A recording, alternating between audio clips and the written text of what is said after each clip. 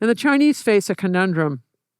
If you no longer believe the economic theories on which communism is based, well, how do you justify one-party rule? And the Communist Party has tried to soldier on without solving that problem.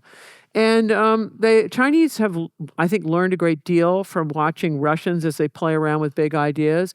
And I think they learned a great deal from Mikhail Gorbachev when he tries to fix communism, but he winds up killing the patient. And the Chinese, I think, their takeaways from what Gorbachev did is don't hesitate to deploy the tanks.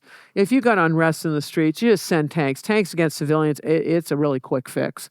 And you want to focus on economic reforms to the extent you can, certainly not political reforms, and you really want to sinify your minorities. Why?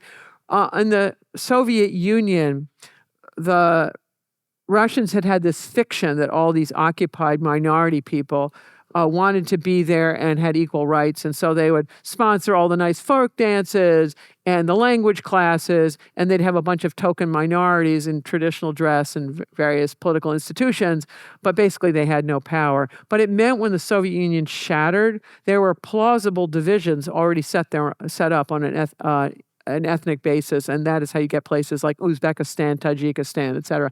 China's like, no way. So this helps explain the genocide of the Uyghurs that's ongoing now. I think this is their rationale for doing it.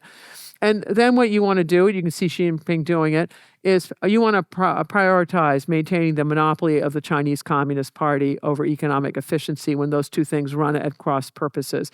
And that, I think, helps explain some of Xi Jinping's growth-depressing choices that he's making. What the Gorbachev discovered when he tried to reform communism is that democracy and communism just don't mix. If you give people elections, they're going to support multiple parties. Also, when the communist track record becomes known of their incompetent economic management, summary executions, famines, just all the things that they've been up to, it's very hard for them to remain in power. Also, as Gorbachev discovered, democracy and empire don't mix. When you give different minorities a choice of whether, or occupied places, a choice to leave or stay, they bolt. And there's a consensus among the Han, the preponderant ethnic group in China, that they want to maintain the empire. So they don't care how many Tibetans immolate themselves, right? That's no longer going on now because the mortar has descended into Tibet. And they don't care how many Mongols complain about lost lands. The Han want to keep it. Also, for the generation that survived the Cultural Revolution, which would be Xi Jinping, he's precisely that age group, they do not ever want to go back to the chaos, the Luan of the Cultural Revolution. It was horrendous. So expect them to prioritize stability over liberty. And this brings a third problem.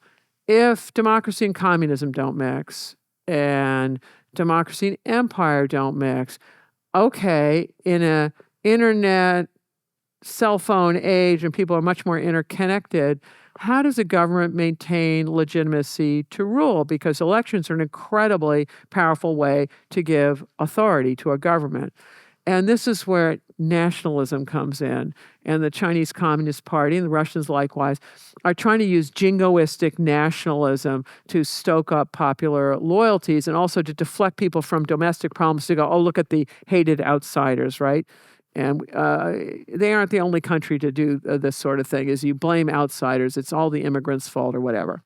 And the problem with all of this, when the Chinese did it, is in 1980, right after the Tiananmen massacre, the Chinese Communist Party decided to rewrite all the textbooks. So they're no longer going to focus on class enemies, but they're going to be focused, to use jingoistic nationalism, they're going to focus on evil Japanese, evil Americans, and focus things that way. Well, the problem with nationalism is it's a very heady drink. If you imbibe too much, it clouds the judgment. Moreover, it repels minority people within China's empire who are not interested in Han nationalism. It frightens neighbors to coordinate with each other and find big powers to counterbalance this mess. And it also impedes the de-escalation of unforeseen international dust-ups or crises. If you enjoyed this clip, you can watch the full episode here and subscribe for more clips. Thanks.